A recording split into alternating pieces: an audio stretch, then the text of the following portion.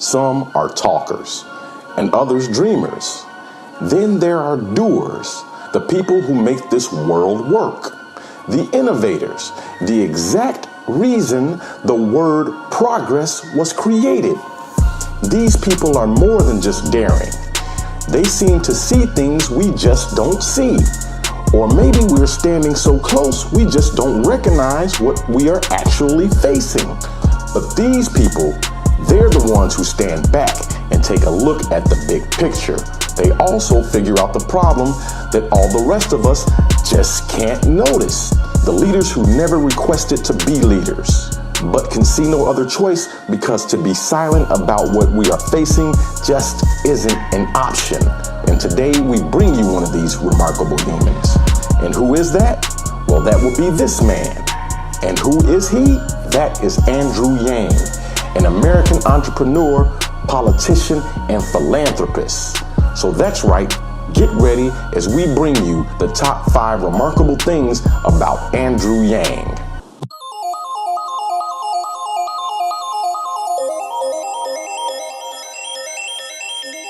Yang fights for the underdog.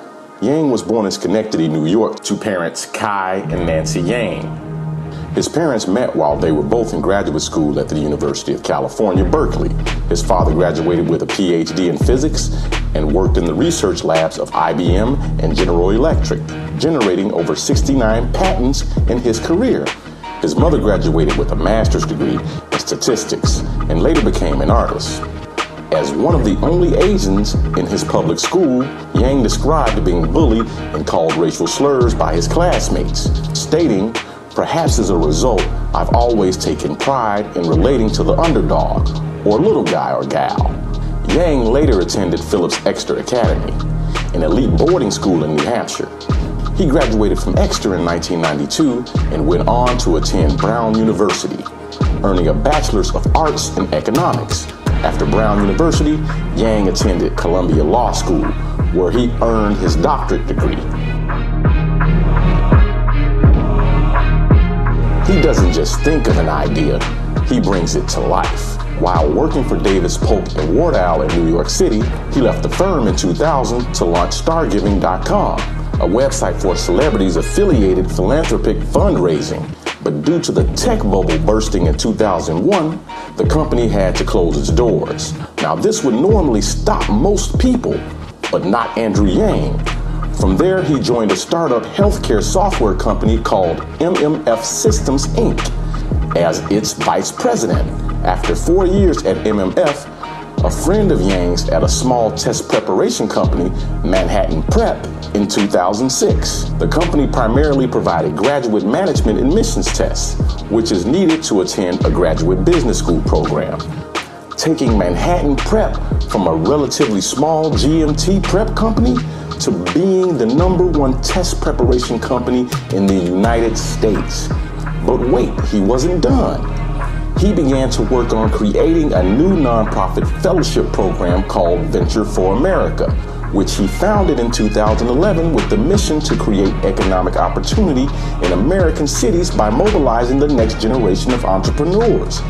Venture for America was launched with $200,000 and trained 40 graduates in 2012 and 69 in 2013, sending them to Baltimore, Cincinnati, Cleveland, Detroit, Las Vegas, New Orleans, Philadelphia, and Providence. This list expanded to include Columbus, Miami, and San Antonio and St. Louis in 2014, with the class of 106.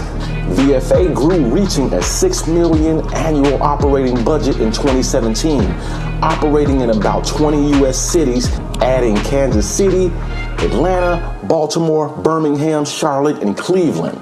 This man has always tried to make a difference. Due to these efforts, in 2012, Yang was called a champion of change by the Obama White House. In 2015, he was again acknowledged by the Obama White House as a presidential ambassador for global entrepreneurship. This man has always tried to make a difference in America. He has answers for problems others choose to ignore. With the tremendous job loss in the manufacturing industry in America due to advanced technologies pushing workers out of the workforce, Yang noticed the same trend getting worse in industries like administrative and clerical work, retail and sales, truck driving, and construction. Most of these jobs to be lost to automation within the next 10 to 15 years. And with the success rate of retraining a person in those fields to acquire another job outside of those fields being only 0 to 15%, the oncoming crisis of Americans not being able to take care of themselves, let alone a family, has prompted Yang to call for a universal income of $1,000 to be paid monthly to every American who is unemployed, or for those who make less than $1,000 or have welfare assistance to be given the difference less what they currently receive.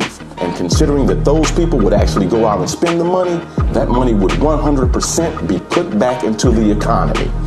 Unlike giving the money to the rich who historically just hold the money with the American economy never seeing a dime in its return. Although highly criticized, most scholars do predict the need for a universal income will be needed. I guess he's always ahead of the curve. Yang doesn't run away from the criticizers. While every politician does on-air interviews, most are mainly with mainstream media party line supporters. Democrats with MSNBC and CNN, and Republicans Fox News and CNN also. Both doing it to basically play it safe to put themselves in a positive light. But not Yang. This guy lines them up and knocks them down, no matter who gives the interview. He's been on MSNBC, CNN, and Fox. For most, that would be enough. But not Yang. Not only does he do interviews with mainstream media, he is all over alternative news sources, including Joe Rogan, Ben Shapiro, The Breakfast Club, The Young Turks, Phone Bros, Digital Trends, South China Morning Post, Now This, Jimmy Dore, Atlantic Live, The David Pakman Show, Mike, and many others. I just had to stop there because I didn't want this to sound like a college graduation ceremony. But you get the picture. It doesn't matter who's doing the interview, he's not scared to put forth his agenda to no one. If you haven't heard about Yang, you soon will, one way or another.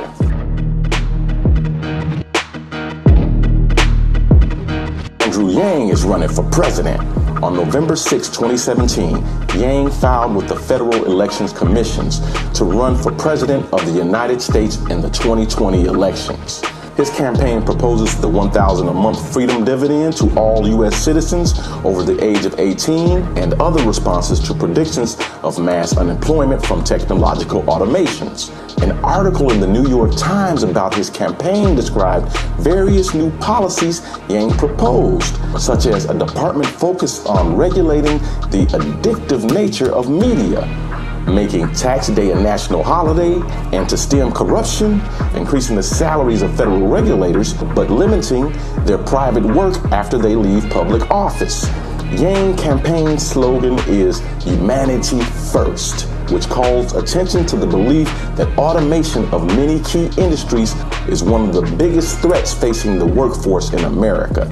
Yang has stated that he became an advocate of the universal basic income after reading American futurist Martin Ford's book, Rise of the Robots: Technology and the Threat of a Jobless Future, which deals with the impact of automation and artificial intelligence on the job market and economy. Yang is at least the third American of East Asian descent to run for president of the United States. And as of May 3rd, 2019, Yang has received donations from 106,227 donors in at least 20 U.S. states, thereby meeting the requirements to be included in the first round of debates for the Democratic presidential primaries. And now that you know what makes Andrew Yang so remarkable, could you do us a favor and press that subscribe button? Or better yet, press that like button. If you do press that subscribe button, could you just press that bell so you can get notification about these videos whenever we put them out? If you don't agree with us, leave a comment. If you do agree with us, leave a comment. If you know of anything remarkable or you have any questions you wish to ask us, please leave them here at this address and we'll definitely get back to you. Other than that, have a blessed day.